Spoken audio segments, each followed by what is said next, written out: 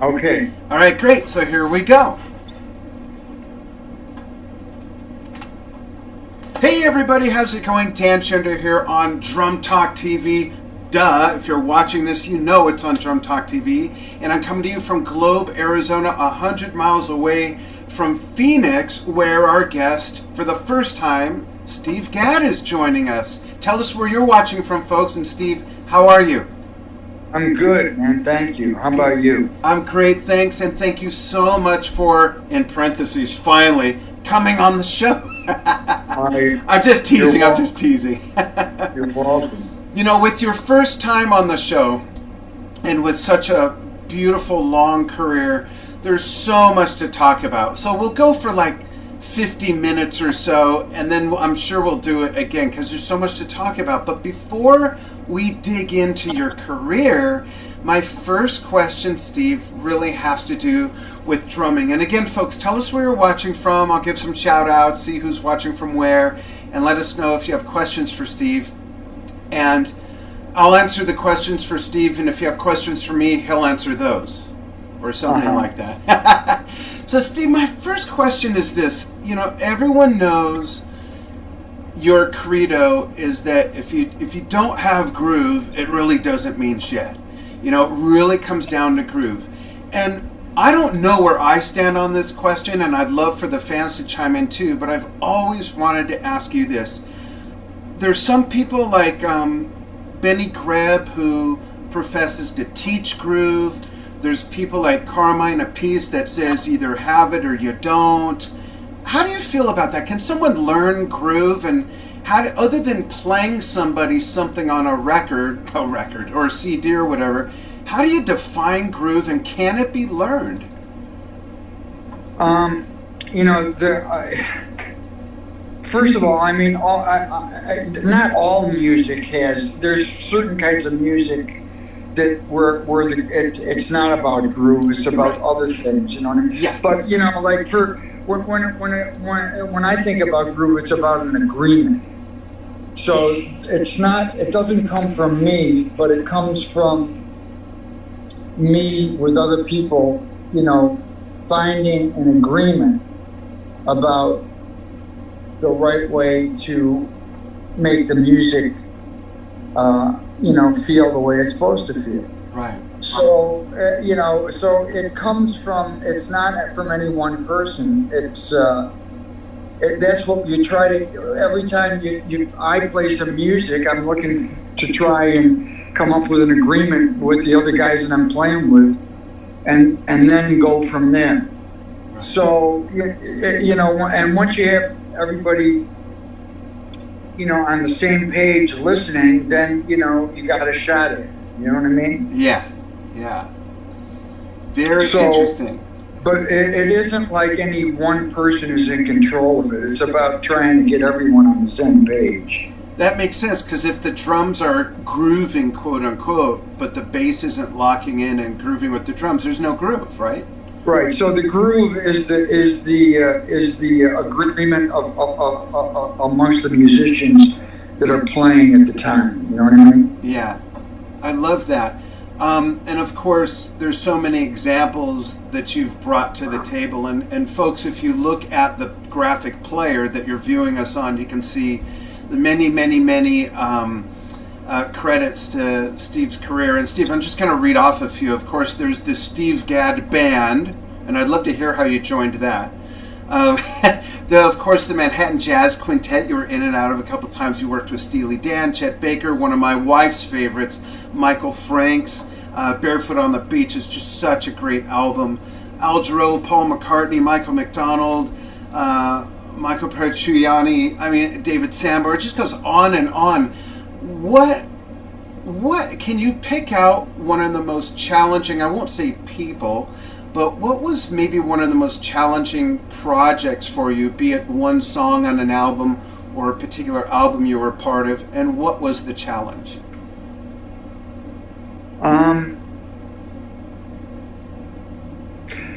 You know, I don't, the challenge is always the same. You know, to try and get to the place where we're supporting the music, you know, and accomplishing what the artist and the producer wants. So that's always the challenge, and you know, it's different for every session. So you know, it could, you know, and the challenges are, you know, trying to get a good balance in the headphones, knowing what you need to hear. That's one thing. I mean, if you're playing with a click, I need to hear the click louder than I hear myself. So there's little things that you learn along the way to meet all these little challenges that happen every time you start a new session and play with new people. Right. You know what I mean? Yeah. So you know, so the challenges are the same on every session. So you know, maybe they're more extreme on others, but I don't look at the extremes. I just look at what I got to do and try to do it the best I can. You know what I mean? Yeah. And you bring up an interesting point, Steve, because there's a lot of, not just drummers, but there's a lot of other musicians who haven't delved into the session scene. They're in a band, they've been in a band for 2, 3, 5, 10 years, and it's kind of like a family. And let's face it, over 3 years, you learn someone's playing more than you would just doing a session. So those who have not done sessions, you know, imagine playing with someone for the first time, and it's to record a record. It's to do the real thing. It's not rehearsing for a tour. It's not writing an album, rehearsing an album for months, and then going in and laying it all down. It's really a whole different thing. So I could see how each time that brings its own challenges indeed. Yeah. Right. And maybe even if you do session work, if you did something with, let's just say, Lee Sklar 3 years ago, and now you're going to work with him again, but if it's on a completely different project, in a way, you guys are totally starting from scratch, right? Right, but the fact is, like, you know, like, when you play with people, you get to understand their musicianship. Right. So, which means it's not about a style, it's just about the way they adapt to and approach what's at hand. Mm-hmm. And, you know, Lee's one of those kind of guys that, you know, has had a lot of experience. And so I go in automatically with confidence just because I've worked with him before and we've locked it in. And now we have to try and do it on another piece of music, maybe in another style. And, you know, so we're back to the drawing board, but if we're both into doing, you know, trying to do the same thing, then it's a pleasure. Yeah. The process is fun. Yeah, and music should be fun. Absolutely. Yeah, I think so. Yeah, I think that's why we all start. I don't think anyone, no matter how old, you know, there's some people in their 60s that are becoming musicians because it's something they always wanted to do, but they had the corporate gig, they raised a family, and now they're becoming musicians, versus someone like you and I who started when we were really young. I don't think anyone starts saying, I'm going to do this because I know it's going to be a pain in the butt and it's going to be hard work. They do it for the fun part of it. It could end up being a pain in the butt and hard work, but we do it for the fun of it is what inspires it. And I feel we should always keep it that way, keep that spirit of it, you know. Yeah, I agree. Let's look at some questions and see where people are chiming in from. I just got to bring it up here on the monitor. There we go.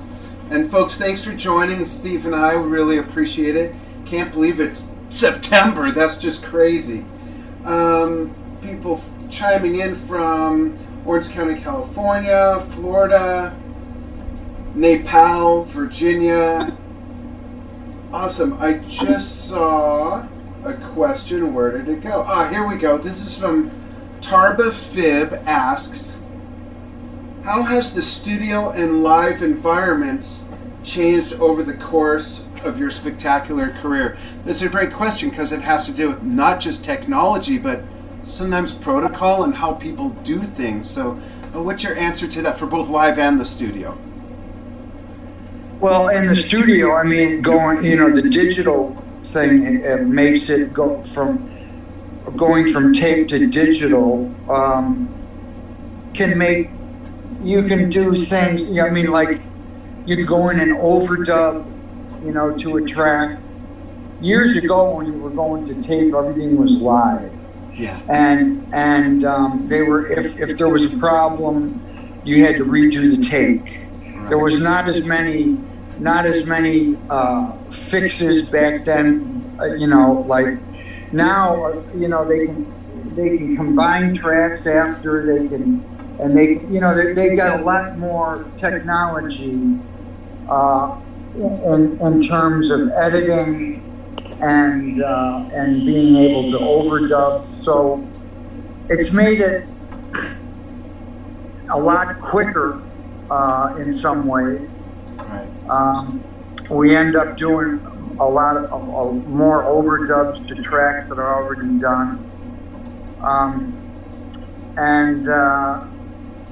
It's just a different technology. Yeah. In some ways it's good because it's quicker and you have a lot more, the editing is quicker but I miss the camaraderie in the studio. Yeah. And the hang with the guys. Right. But that's just the way, like the technology and the state-of-the-art equipment, somehow put the studios out of work because everyone could put a good system in their house, Yeah. and they could do it with Pro Tools, and they could, have guys come in and overdub or send a file, and they could if the guy's got a studio, so that's mainly the difference, I think. Yeah, and before we get to the answer to the live part of that question, I want to add to that question, back when things were transitioning from, we had 2-inch tape on a machine the size of a wash machine, an Atari or whatever, when you went from tape to digital to recording to hard disk, was there like a learning curve, or rather a transitional acceptance where it was like, hey man, the warmth isn't there, the punch isn't there? Like,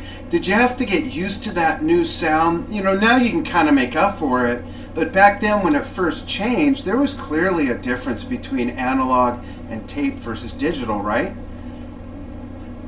That didn't bother me that much. Do you know what I mean? Because I was, doing live things, and then I would do some recording, and I really didn't have the time to really stop, and I just tried to do the best I could. And in the studio, when you're using phones, it's like, even back in the old days, I mean, to try and get a mix in the phones where you can hear everything, it's impossible. Yeah, and the click, yeah. So what I've learned over the years is you've got to give up trying to get that perfect thing happening, and you learn what you need to hear. So it's not like a great drum sound in the phones that I'm listening to. I trust that, I tuned them and they sound good, and the engineer likes what we got. Now it's about not trying, now I got to hear the click. I want to lock in with the bass player, so I've got to hear those guys louder than me. You know what I mean? So, it wasn't always about that great sound, because you don't really get a great sound in the phones when you're recording. You learn to get what you need, and you make do. So I just continued to do that when the technology changed, you know what I mean? Yeah. Did you notice much of a difference between the finished products? I was concentrating on, what I always concentrated on. Yeah. Was it wasn't what my sound was. It's like, I got a sound and then I let it go, and now I got to try and lock in with everybody else. Yeah. How about after it was done and mixed, though? Did you notice a big difference? No, but so when I would go into the control room and listen to a playback, then I would say to the engineer, maybe bring the hi-hat up a little, or, the snare drum's a little bright, or let's do something with the sound of the bass drum. Right. For the playback, so I'd let the engineer and the producer know what I thought things should sound like, right? Not necessarily where I had to have it in the phone, but when I can work, and I know what I have to do, even if the sound isn't right, to get to the music. But when you hear it back, you make some suggestions, in terms of levels and things like that. That makes sense. Yeah. So, and I just continued to do the same thing, whether it was analog or digital. It's the same thing. I still have to do the same thing. You know what I mean? Yeah. And that makes sense. How about over the course of 40, 50 years, what has changed in a live situation? And do you use, I don't think you use inner monitors, correct? You use the live wedges and speakers? I like wedges. Yeah. I like wedges, yeah.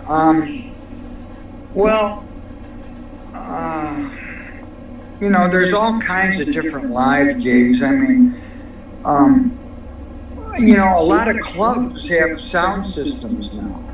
Yeah. So, back in the 70s, we played in clubs, and it wasn't, the sound thing wasn't as elaborate, you know what I mean? Yeah. Now, you go in and you take your own sound guys and sometimes clubs have sound systems, sometimes you bring a system in. So there's, most of the time now there's PA and monitors involved, even in clubs. Years ago, it wasn't as much that way. But I think the change is more in the recording, in the technology, rather than in the live playing. Cool, thanks. And thanks again for that question. I'll peek some more and look at some more questions in just a moment. Steve, I remember, so I grew up listening to, in my parents' home, stuff like Simon and Garfunkel and the Fifth Dimension, and a lot of the stuff that Hal Blaine played on and stuff you played on, and I remember driving with my dad, getting in the car in the 80s, and he turned on the radio, and 50 Ways to Leave Your Lover was just starting, and he said, "Oh, Danny, you've got to learn that drum part," and I listened. It was like, oh, okay. My question is, did you have any idea when you came up with that how quote unquote iconic that part would become? No, I had no idea. I was. Was it more of a spontaneous epiphany? Well, it was. I was doing a lot of recording back then, and going from one station to another, and always trying to come up with something that worked. And this was a session with Paul Simon, and Phil Ramone was the producer. Right. And on this particular song, the chorus fell into place pretty easily, but the verse needed something, and we just kept on trying different things. And in those days, I was in a drum booth. It wasn't always easy to get out of that and get into the control room. So, and while we were really, trying to work out the arrangement, they'd record things, but Paul would go into the control room and listen, just to see where it was, and him and Phil would make suggestions, and I would practice between takes, just little things that I was working on, you know what I mean? And one of the things that I was practicing was just like playing the hi-hat with the foot and the left hand right after it, and coming up with syncopated things like that. And Phil heard me practicing that stuff, and it was sort of like a little military groove, and he said, "Why don't we try something like that?" And that's how that thing came about. Yeah, that's great. So it isn't, I came up with it, but it was a group effort, between, Paul and Phil, and making suggestions and always trying to get it to the best level it could be. Yeah, that's great. It's a beautiful drum part. It's great. It really is. And when you mentioned Phil Ramone, it makes me look at your list of all these artists you've recorded with and toured with, and think of the countless producers you've worked with. What advice do you have for musicians who might be heading toward or be more newish to working with a producer and be able to wrap their heads around the discipline they need to take direction from someone else telling you how to do something? Yeah, well, that's a tricky one, because then your ego gets involved. Mm-hmm. And, if, you have to really know that everyone is doing what they're doing to make the music the best that it can be. It's not a personal thing, and a suggestion on how to do it isn't saying that you're doing it wrong. It's just trying another way. And so you learn to fight those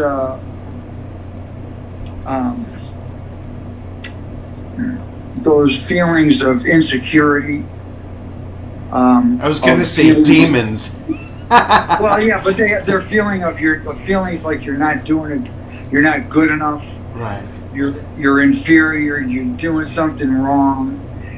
They're not. The suggestions shouldn't bring out negative thoughts.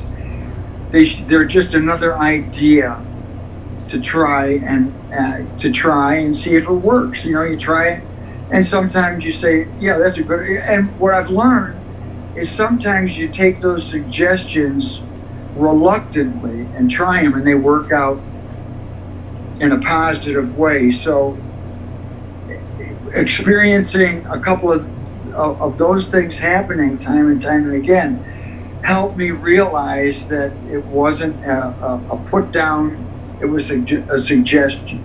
Right. And that's a big one. You have to constantly, because your mind plays tricks on you, Yeah. And you start feeling like you're trying things and you're doing the best you can, and it's not working out. And it isn't a personal thing. It's part of the process, and you learn to deal with it. Right. And I think it also plays to, I've always believed that in music, there's no such thing as mistakes. There's only new discoveries. And it's such a subjective thing that, like you say, as the player, maybe someone does have a better idea, and it's not even often a matter of being a better idea, but it's what's going to suit their vision more. And if it's their vision, right, you got to play to that. Right. But the proof is in how the thing feels in the long run. Right. And that's what, how it all locks together without trying to play the music, but allow the music to play us. Yeah. Yeah, absolutely. And that's something that's the thing that we always strive for. Yeah, thanks. The musicians change, the music changes, but we're always striving for that the camaraderie, the agreement, and the togetherness. Yeah. Yeah. Thanks. That's great. A couple other questions. Shai Edelson says, "Love you, great honor." Pretty sure they're talking to you. Last February at the Hammersmith Apollo in London, I was going to bring this up for the Ginger Baker tribute. How many rehearsals did you do with Clapton, and were all four drummers at the rehearsals? There was about 4 or 5 days of rehearsal. Not all the drummers were there all the time. A couple of times it was just me and Sonny Emery there. Mm-hmm. And then gradually, as the musicians and Sonny and I started to learn the music better. Then they would bring in the guest drummers that were going to play, and then we'd rehearse with them. So it was a process, and I thought it was, well organized, and Eric's really good at doing those things. Yeah, that's awesome. I'm friends with both Kofi and Nettie Baker, and I had them on together shortly after you folks did that show, and they sent me a couple clips that we played. It looked like it was, I wish I could have been there, because Ginger was also an influence on me. That must have been a fun gig. It was great. It was great to meet all these other drummers that I hadn't met. Yeah. Kofi, I met him. He sounded great. Yeah, he's a great player. He really is. Yeah, and I was very honored to be asked to be a part of that. Yeah, that's awesome. Let's see who else we have here with questions.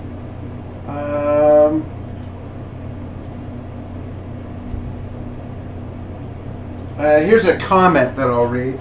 This is from Carlos Guzman. Dr. Gadd, one of my favorite live performances that is available on YouTube is a show in Japan from 2006. You were a guest on a song from that artist called Take You to the Sky High. Was that part of a series of shows with that group, or was it a one-off? He says it was a spectacular performance and recording. Do you remember that, Steve? I'm not sure what was that one called? What was it? Take You to the Sky High. Well, do you know? Does he know who the artist was? It doesn't say the artist name. Carlos, let us know the artist name. It was in Japan in 2006. Let's see if he commented. Oh, he says. Oh no, that's somebody else. Sorry. Casey is saying hi from Mumbai, India. So we'll see if Carlos chimes in with that. I try not to ask. Oh, well, here's a question. I got to ask this from Ashish, all the way in Nepal. It's funny, Ashish is on like every broadcast I do, no matter what time it is. I don't think Ashish sleeps because he's way in Nepal, which is like a 12-hour time difference. So he says, can you tell us about your experience of the Modern Drummer Hall of Fame in 1984? How did you make it, and what was your practice methods back then? Well, I was working a lot, I don't really know how I made it. You know what? All of the awards or the honors that I've received, they were all came as a surprise to me. I wasn't going after anything other than trying to work the best that I could and trying to give the people that hired me, try to accommodate them what they wanted for their art form, what they wanted for their music. And so all of the honors and rewards came as a result of me doing that, not as a result of me trying to get the awards. Those were all frosting. Yeah.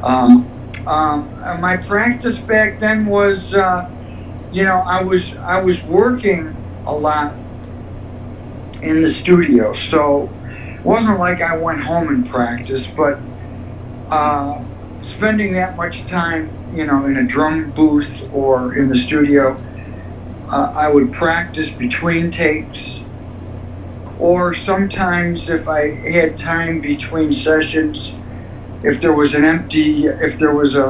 room that they weren't using and they had a set of drums in it, I would go practice, between sessions, So I played a lot, and I when I wasn't recording, I would, practice between takes. Yeah. And after that, that's what I did in those years. That's how I practice. Yeah, cool. Thanks. Let's talk about influences a little bit. And if I'm not mistaken, you started playing drums probably in 1956 when you were about 11. Who were your influences back then? Well, first, and maybe this ties into that answer, What was it you saw or heard that made you want to play drums as opposed to the accordion or the kazoo or the tuba? Right. Well, I was living with my mom and dad, my brother and I. My brother's 2 years younger than I am. He was a baby. I was living. We were living with my grandparents and my dad's brother. My dad's parents and my dad's brother. Until I was about 3 years old. Okay. And my dad's brother was a drummer in high school when, growing up, had been in the military and was out, and now was a veteran, and he was marching in a Memorial Day parade. Oh. And he was playing a red parade drum. That's the first drum I ever saw. I was about 3. I went downstairs and the drum was on a chair. He was getting ready to go to the parade. And I've been playing drums ever since. Now, what they tell me when I was a kid, 3, 4 years old, I used to bang on everything. So my uncle showed me how to hold a pair of sticks, and he had a pair of sticks, and we had a couple of little pieces of wood that we played on. And we'd play together with listening to John Philip Sousa marches. And so that's how I began. And I played every day. I listened to records and played. And then when my uncle came home, or when everyone came back from work, we'd sit around. This was before television, and we'd sit around listening to the John Philip Sousa marches, and my uncle and me would play. And the family, all the family would be there. So it was a lot of fun. It was a good hang. That's and they were very involved in how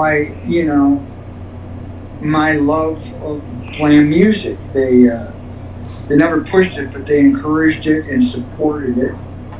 And when I was about 7 or 8, I started taking lessons. And I continued doing that, and eventually went to music college and played in the Army band, and then went to New York. Yeah. Here I am. You know what I mean? So. Yeah. And who were some of your early influences on the drum set? Well, my uncle played, Gene Krupa for me, and Art Blakey, Max Roach, Louis Bellson, Buddy Rich, and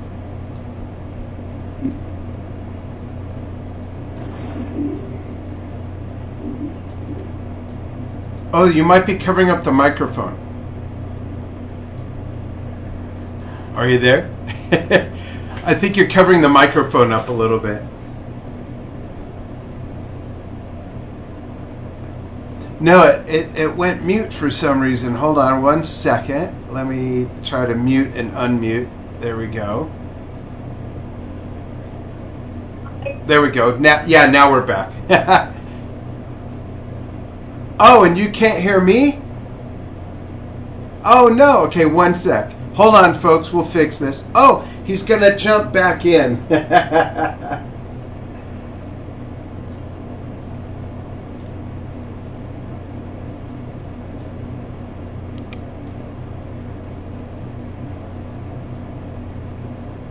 All right, Steve should be back any moment. Hang in there, folks.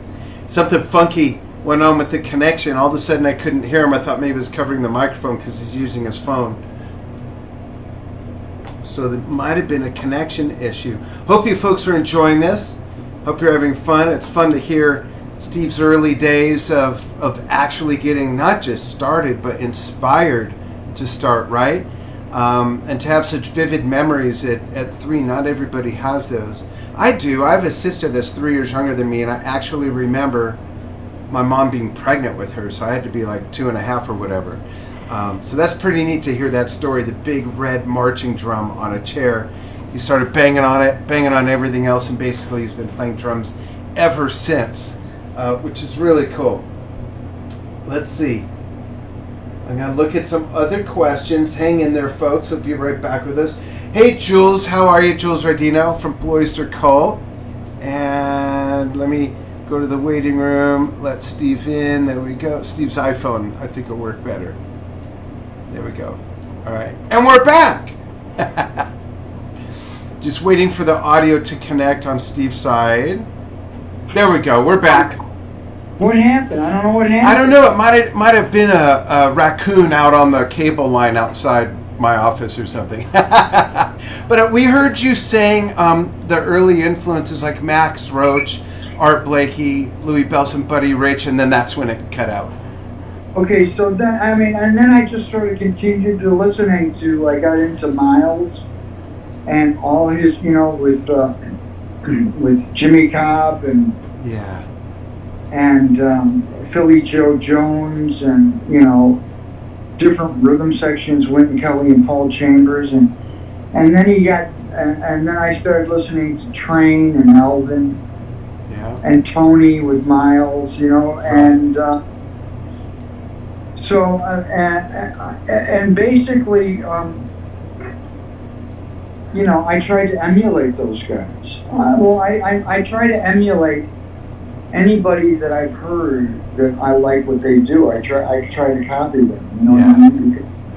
Because what they're playing that catches my eye at the time it sounds so beautiful and right for what and feels so good. It makes me want to learn how to do it. Right. Yeah. Absolutely. That's the, I think, epitome of inspiration. What more contemporary drummers on the scene do you follow or admire? Well, I don't get a chance to really go out and listen to a lot of different guys like I used to. Yeah. But there's got like Mark Julian. You know Mark? Yeah. Great musician. Chris Dave. Yeah. There, Aaron Spears. Yeah. Gerald Hayward. Yeah.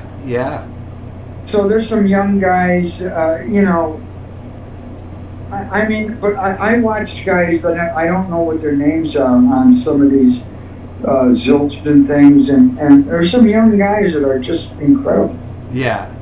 Doing their own things. I don't know their names, but there's so many young guys they're doing spectacular things. It's great to see that. Yeah, that's neat. It is fun to also see just how, in some ways, how drumming has actually, I guess, evolved would be the word, And is there any music that you listen to that might surprise people because they know you as this, that, and the other thing, but then there's this over here, this other music appreciation you have for, like, are you into death metal or polka salsa or anything that someone wouldn't say, oh, I wonder if he listens to that?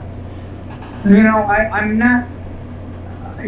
Let me tell you something. I appreciate the drummers that play the metal stuff. The energy and the technique and everything that goes into that stuff. I'm in awe of those guys. I don't necessarily listen to that all the time, but I am, flabbergasted by the way some of those guys can play that stuff. I feel the same way. Yeah, it's not my thing, but I'm amazed by it. And if I was, I'm not in an age where that music, where I would jump into that stuff. But if I was young and I was going to do that, I would emulate these guys because they wrote the book on me. You know what I mean? And it's not something that anybody can do. Yeah, absolutely. So I appreciate it, but it's not like I'm drawn to that kind of music like I'm drawn. I like to listen to classical music. Oh, nice. I like to listen to old kind of, Ray Charles. Louis Armstrong, Nat King Cole. Oh, yeah. Frank Sinatra. I love all that. The old things that I used to love, I still love that stuff. Yeah. And, I love new things. I'm not sort of researching new things, but my wife is constantly, playing new music when we drive in the car. And I get a chance to hear it that way. Yeah. If I'm not working, up until this pandemic, if I wasn't working, if I had time, I'd be studying or trying to learn the next thing that was coming up, because nowadays people send you things in advance. Yeah. Years ago, you just go into the studio and rehearse in the studio and record it. Now they send it to you in advance so you can, check it out. So, if I'm working and I have time off, a lot of times I'll be studying the next thing down the line. Yeah. So that takes time away from things that I could just listen to for enjoyment.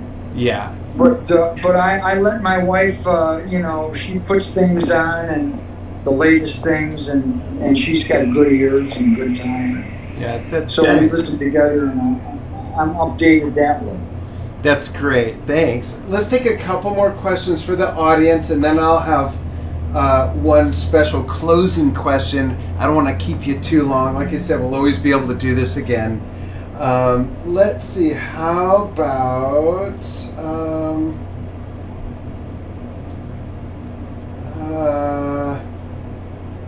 okay, Kelly Small. Hi, Kelly. Thanks for joining us. Kelly asks, this is a different type of question, but I think could be helpful to younger listeners. Kelly says, it is about all the drug use in the business back in the day. Can Steve comment from his current perspective if the drug use creates difficulties in the business and working with others? Hoping there might be some nuggets for younger folks to hear personal and business impact.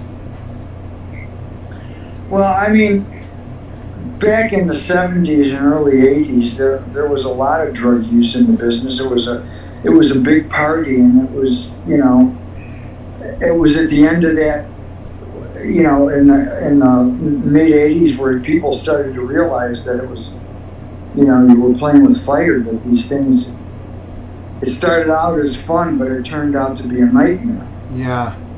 And so nowadays, I don't see it in the business, and I'm not confronted with it, and I think it makes communicating and working, puts it on a better level. You know what I mean? Yeah, there was that period you mentioned in the later 80s began, I believe, the transition of where it actually became fashionable to live a healthier lifestyle, and that's when things sort of turned around. We had lost by then so many immense artists, from Janis Joplin to Jimi Hendrix, Morrison, Bonham, Moon. I mean, it goes on and on and on, and maybe some of that was part of the eye-opener. Yeah, I'm sure it was. But I mean, it's like life is funny. It goes in phases. I mean, it was a big party, and then all of a sudden, people gradually started to realize, like, your body isn't made out of metal. Right. I mean? If you really don't take care of it, you're going to have problems. So thank God that I had friends that were supportive and stayed by me and saw me saw me into rehab. Yeah. And then were there when I got out, and I was able to continue playing and not use. Yeah. Which was good. Yeah, absolutely. Thanks for that question, Kelly. That was definitely different. Couple more real quick. I just saw one. I scrolled past it. Give me a second here.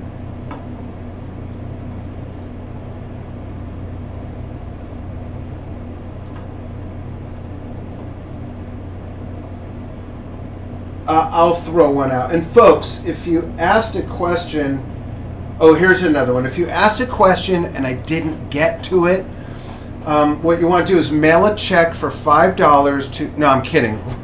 I'll send this link to the interview to Steve's wife, Carol, and maybe Steve, you can plow through over the next week or so and comment on a couple, or we'll have some fodder for our next interview. But here's one from Paul Bologna. It says, Samba song changed my outlook on drumming back in the 80s. Did you write the chart, then play it, or was it off the cuff in the studio? Is that the one with Chick Corea? Yeah. I didn't write a part. I used with Chick. Excuse me. I read off from the piano score. So. Oh.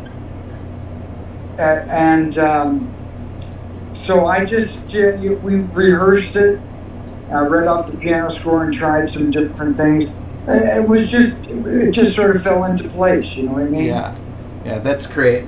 Organic. And a lot of times, the fact I was practicing between takes all the time, different things, and sometimes something that I was practicing a week before, could be something that I could try and develop for a project today or then, Yeah. So the more I practiced different things, the more I had different things to try on different sessions. Not necessarily that I was practicing for the session that I was on. I was just practicing. Yeah, just coming up with stuff. Yeah. Yeah, right. Organic creation. Yeah, absolutely. So I have two last quick questions. The first one is, back in the 70s and 80s, when you were doing everything you were doing, how far did you look ahead at all regarding your career, and did you ever imagine you'd be 75 in the year 2020 and still be doing what you're doing, loving what you're doing, and being in demand for what you're doing, playing the drums? I never really looked ahead like that. I was content just doing what came in front of me. Yeah.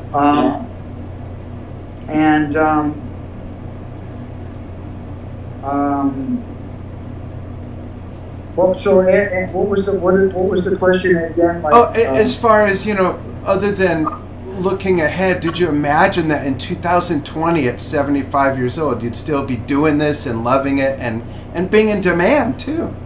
No, well, I never imagined, but I never imagined. I don't ever think about not playing. I think I'll play until I die. You know what I mean?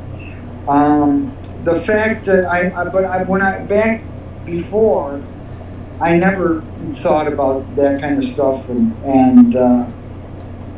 but now, when I think about it now, yeah, it's pretty cool. Yeah. Here I am, and I'm still doing it, and I still love it. So. Yeah, I firmly believe that drumming's going to work out for you, Steve.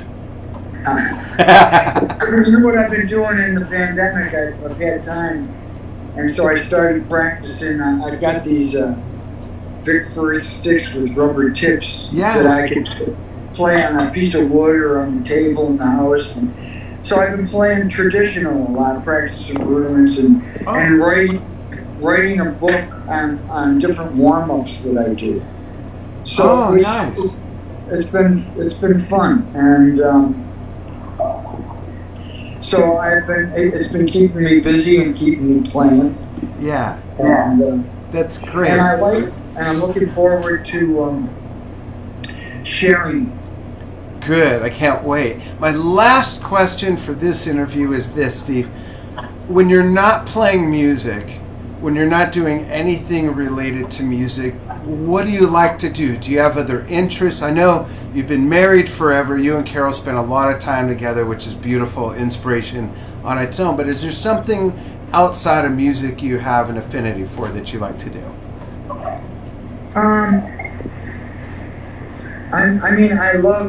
We have animals. I have 4 dogs. I love hanging with them. Yeah.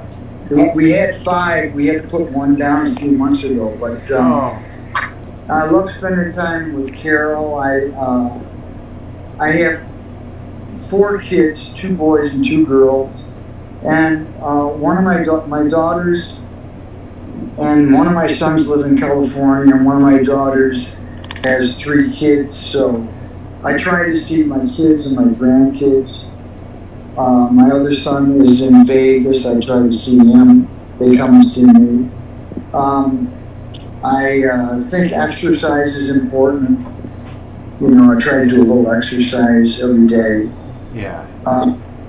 But you know, I like, I'm away a lot, so it's really nice, you know, spending time with Carol, and then when the both of us can be with the kids, that's great, or visit friends in LA, I like to do that. Yeah. We just went on a little road trip because we haven't really, you can't do much in this pandemic. Right. So we went to some of the national forests where you can drive through them. Yeah. And stayed in places that were safe, that they were, you know, they were disinfecting, and they didn't have a lot of people, and yeah. And I saw some beautiful national parks. I think we're going to try and do more of that. Good. Especially during the pandemic, when, you know, when I don't think I feel comfortable flying now. Oh, me neither. Yeah. Ugh. And I don't want to do anything before I feel safe. I'm 75, and I've had lung issues before, so I don't want to have any problems. You know? Yeah.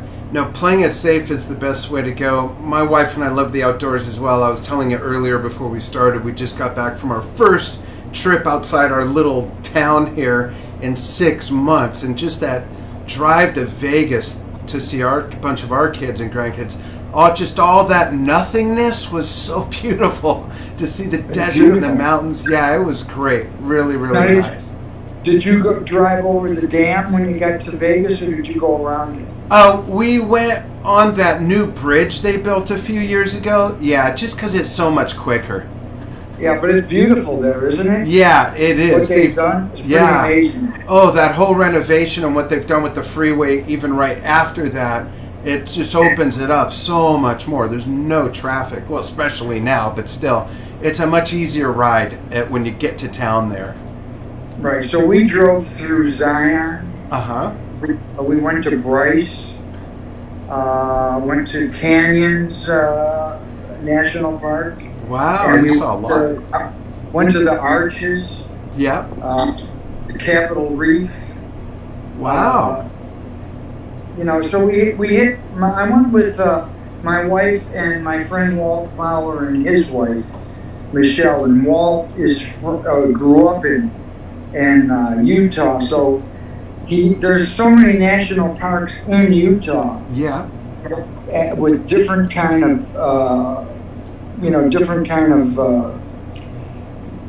Views and things, and it was spectacular. Yeah, so much to see. I think people need to get out and do that more, you know? Yeah, it was fun. It was good. It was good to get away. Yeah, I saw a bunch of the pictures that Carol posted. They were beautiful. Well, Steve, thank you so much. Hang on the line for just a moment after we disconnect from the live. I want to thank everybody so much for joining. If I didn't get to your question, we'll get to it next time. We'll do this again sometime. But folks, thanks so much for following Drum Talk TV and for joining Steve Gadd and myself here for his first interview ever. Thank you, Steve. Hang on. And thanks, everybody. We'll see you soon. Okay, thank you.